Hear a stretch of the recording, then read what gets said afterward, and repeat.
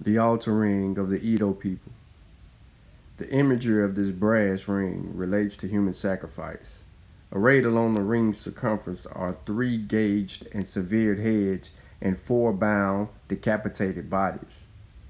Vultures are depicted eating the remains. A much larger head covered in vertical striations and wearing an elaborate conical hat is not gauged and likely represents a ruler rather than a sacrificial victim. Interspersed among these figurative elements are depictions of round pots meant to hold water and herbal medicines. Performed infrequently, such sacrifices were momentous occasions designed to strengthen and protect an entire community of kingdoms. Rings of this kind have been found throughout the Benin Kingdom, as well as the Yoruba capitals of the Owo, Ife, and Ijibu. Although largely similar to one another in form and function, such altar rings may be attributed to various brass casting centers by virtue of their stylistic characteristics. This ring probably derives from a provincial region at the edges of the Benin Kingdom, while its slender cross section, large diameter, and high relief recalls similar works from Benin. The ruler's straight face and the victim's willowy limbs and thick hatched eyelids are distinctly non Edo in appearance. Works in metal and a wealth of bronzes in a variety of styles and types are found throughout the southern half of Nigeria, especially along the lower part of the Niger River. The numerous lower Niger bronzes discovered in Benin at the end of the 19th century that were long considered to be of a local origin are now thought to come from a number of locations and time periods. Some are from the Igbo Igala area, but most were made in centers influenced by the Yoruba and Benin art. Scientific dating of the clay cores in several of these sculptures revealed that a few were made as early as the 14th century. Some must therefore be contemporary with the naturalistic bronzes of Ife and may be provincial reflections of Ife's style. In the Yoruba center of Ijibu, brass casters drew upon motifs found in Benin and Owo, which they translated into distinctively Ijibu configurations of a composite animal, bird, and fish forms.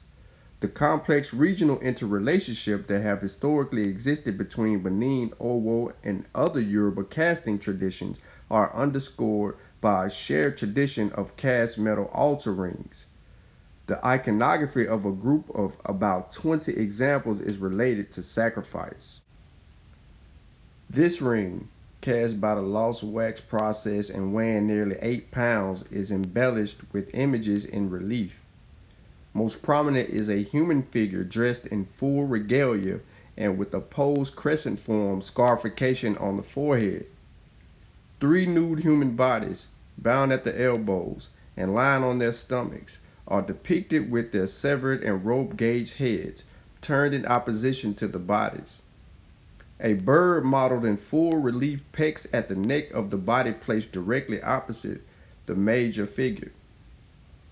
On the outer side of the ring, but not visible, are a tortoise and a pair of loop pins joined by a cord. This imagery is repeated with variations on the other rings in the corpus of 10 known examples. The figures can be identified and interpreted by reference to Yoruba oral traditions, religious beliefs, and kingship rituals. The decapitated bodies are sacrificial victims.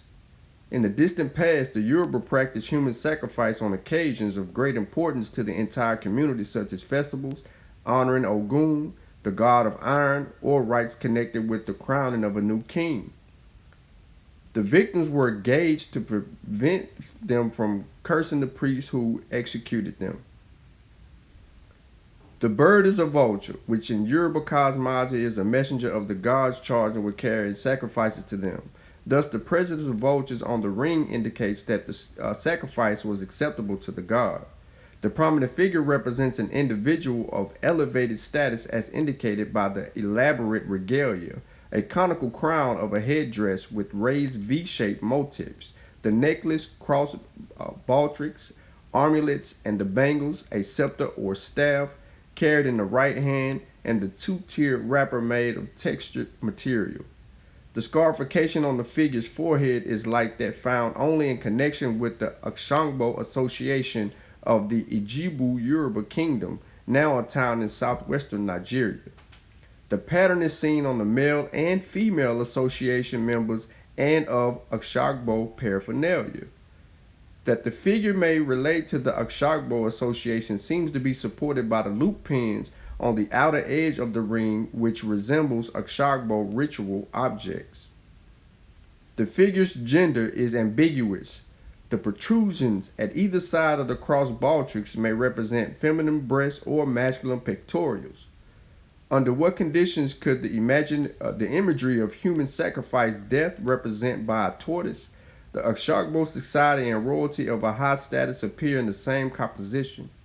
It has been suggested that the iconography of the ring symbolizes the successful transfer of rule in the satellite Yoruba kingdoms.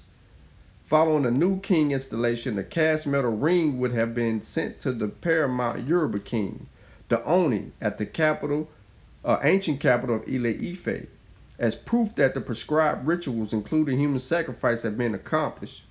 It has been observed that the headdress on the prominent figure is unlike those used in depictions of Ife royalty from the classical period of 14th to the 15th century, suggesting that the ring may date from a later period or that it was not made at Ile-Ife.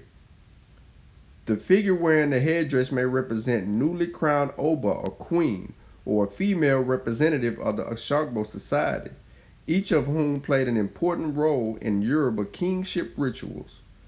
Cast copper alloy rings with high relief decoration reportedly were found in an undocumented excavation at Ile-Ife, Nigeria.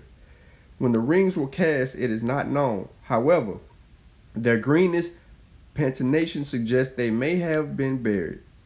It is possible that the ring in the museum collections was made to commemorate the installation of a king in the satellite Yoruba kingdom.